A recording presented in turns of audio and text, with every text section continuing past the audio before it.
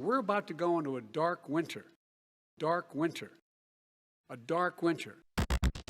In 2001, a real-world exercise tested the emergency response to a bioterror attack on the continental United States.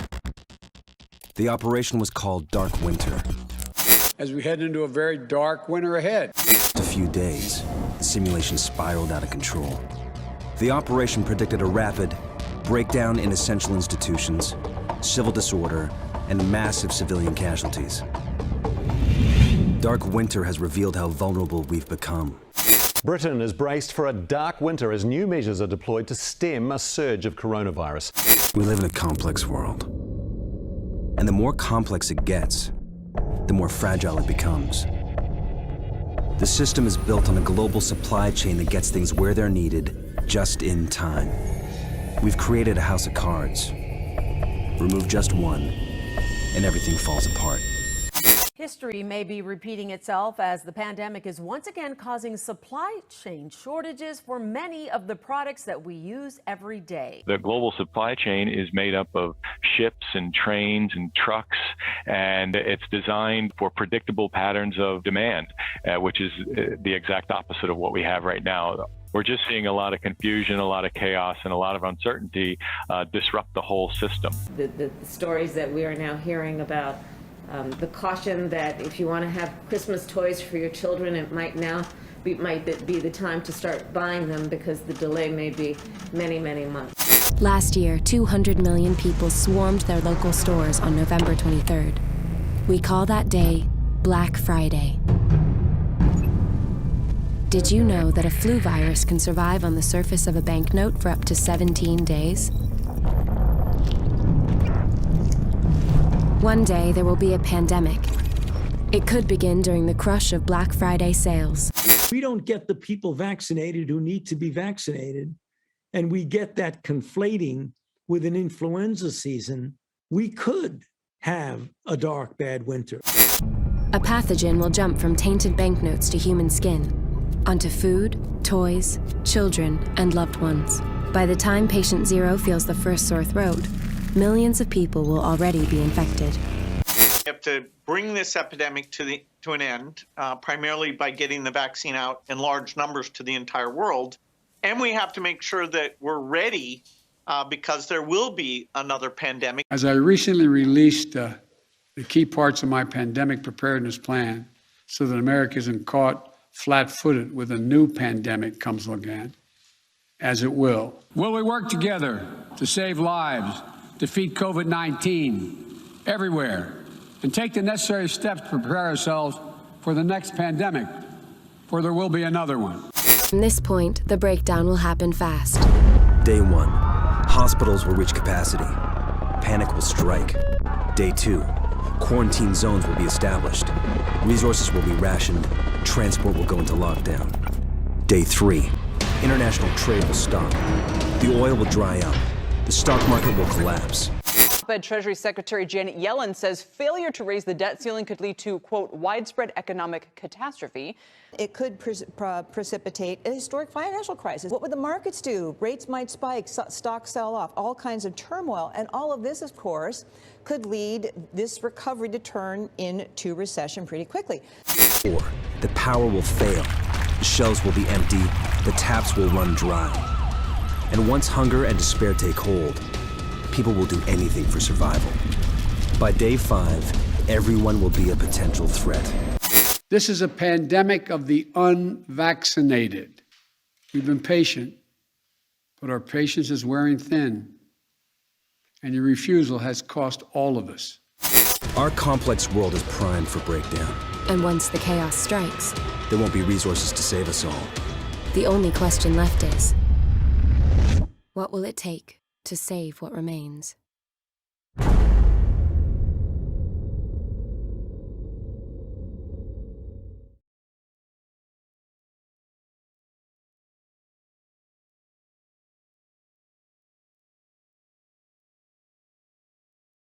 Truthfully, we remain in a very dark winter. I know I respect people's freedom, but when you're talking about a public health crisis that we've been going through now for well over a year and a half, the time has come. Enough is enough. This is not about freedom or personal choice. I'm sorry. I mean, I know people must like to have their individual freedom and not be told to do something, but I think we're in such a serious situation now that under certain circumstances, mandates should be done. We're in the tough stretch, and it could last for a while. Tonight, President Highly Biden contagious acknowledged the Delta COVID variant. challenges crippling the country, warning things won't improve until the unvaccinated get their shots. My message to unvaccinated Americans is this. We've been patient, but our patience is wearing thin, and your refusal has cost all of us.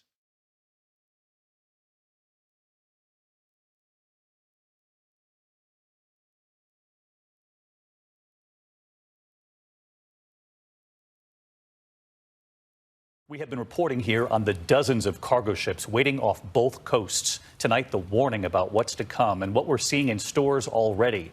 And the advice we heard for shoppers going into the holiday season, it got our attention today.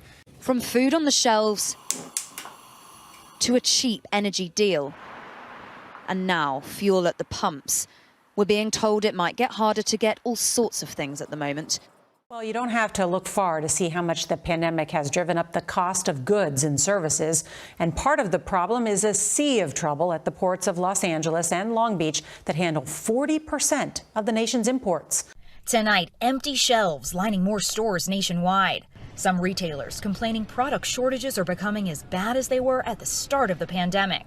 Costco once again limiting purchases of toilet paper and paper towels. From Nike to Apple, American businesses feeling the pinch. It's an LA traffic jam in the Pacific.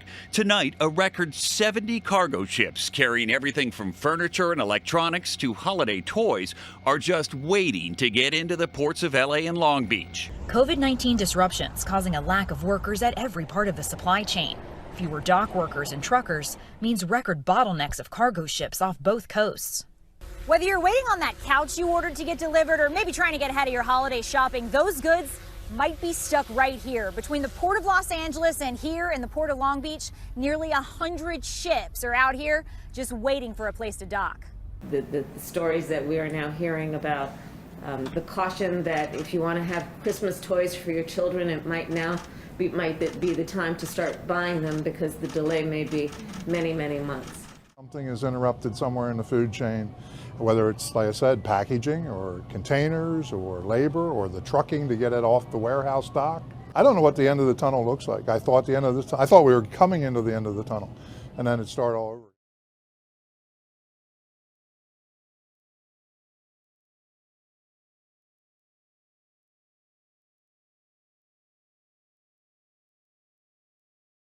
Fed Chair Jerome Powell and the Treasury Secretary Janet Yellen telling lawmakers today, you have just 20 days to either raise this or suspend the debt ceiling.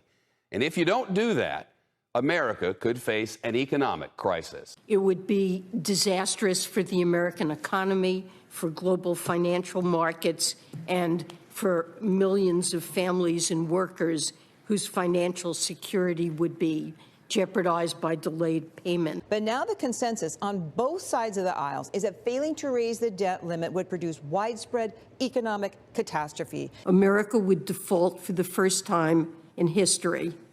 The full faith and credit of the United States would be impaired, and our country would likely face a financial crisis and economic recession as a result. Secretary of the Treasury Yellen was perfectly correct when saying that if anyone's considering default as an option, that's a catastrophic option that would create the conditions for another great financial crisis like we lived through over a decade ago. And as somebody who survived that, believe me, we don't want to go back there.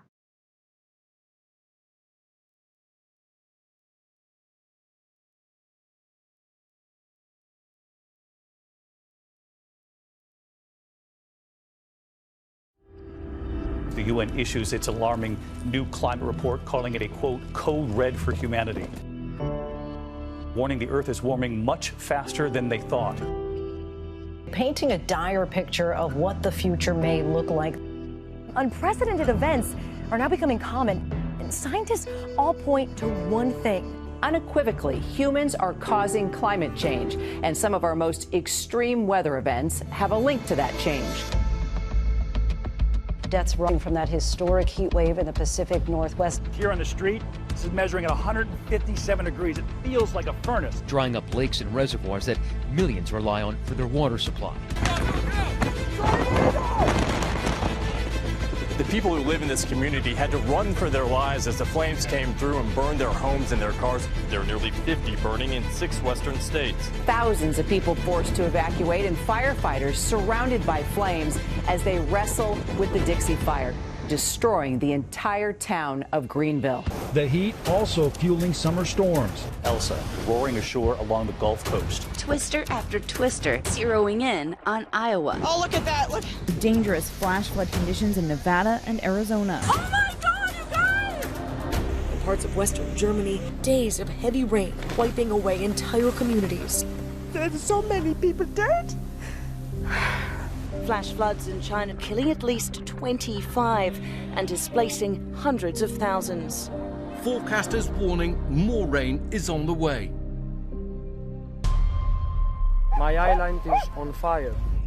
Apocalyptic fires raging across Greece as temperatures reach 113 degrees. Siberia is normally one of the coldest places on the planet, but it's currently covered in wildfires.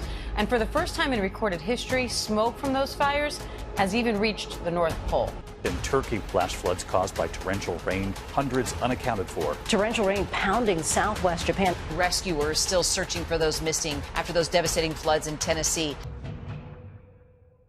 Tropical storm Ida barreled through the Northeast overnight. Historic and deadly flooding. NYPD officers braving a flooded basement in Queens, trying to rescue a family, including a toddler. The walls of a New Jersey home caving in under pressure. Cars are stuck and we have bodies underwater. We are now retrieving bodies. Look at that tornado! At least 7 confirmed tornadoes hitting the Philadelphia area and southern New Jersey. We are in a whole new world now. Let's be blunt about it. The brutality of storms now, it is different. Drought and wildfires are plaguing the western United States. Firefighters battling out of control flames, desperate to keep the Caldor fire from taking over South Lake Tahoe.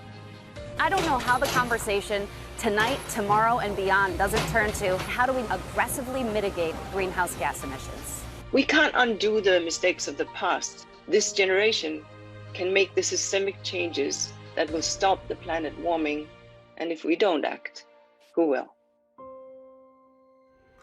Mi permetto di offrire 3 concetti per riflettere su questa collaborazione: lo sguardo dell'interdipendenza e della condivisione, il motore dell'amore e la vocazione al rispetto. What kind of dialogue? The dialogue between all religions of the world, united in their commitment to preserving the beauty and integrity of God's creation. Like the prophets of old, we call upon our political leaders to step up, do what is necessary, and preserve our collective home. For some, nature is there to be exploited by and for the benefit of humans. Some, however, have a divine view towards nature. For them, everything in the world, human beings, animals, mountains, and oceans, are the all parts of one existence. We must address the unequal economic systems and the human impacts of climate change. The climate crisis affects us all, but not equally. We have a moral responsibility, a moral obligation to do everything in our power to stop greenhouse gases emissions. and we have to do it now. The world has just enough time to get this right.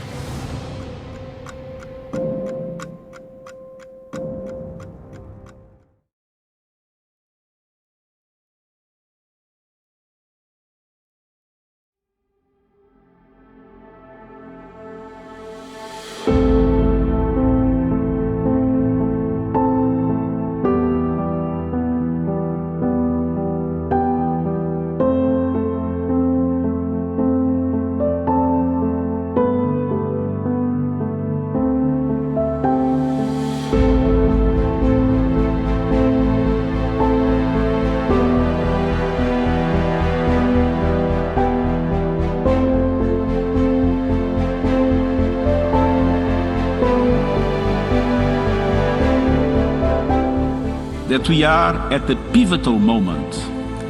Business as usual could result in breakdown of the global order into a world of perpetual crisis and winner takes all. And Glasgow, I think, and I've said this many times, is without exaggeration, really the last best hope we have. I think that Glasgow COP26 is a turning point for the world.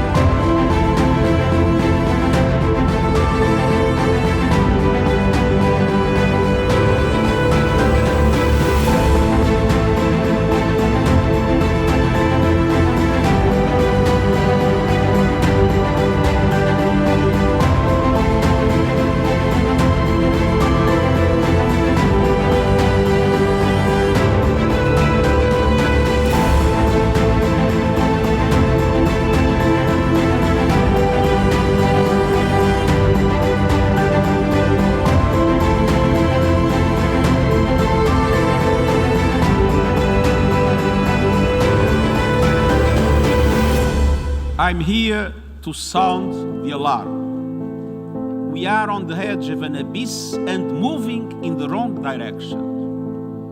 The world must wake up.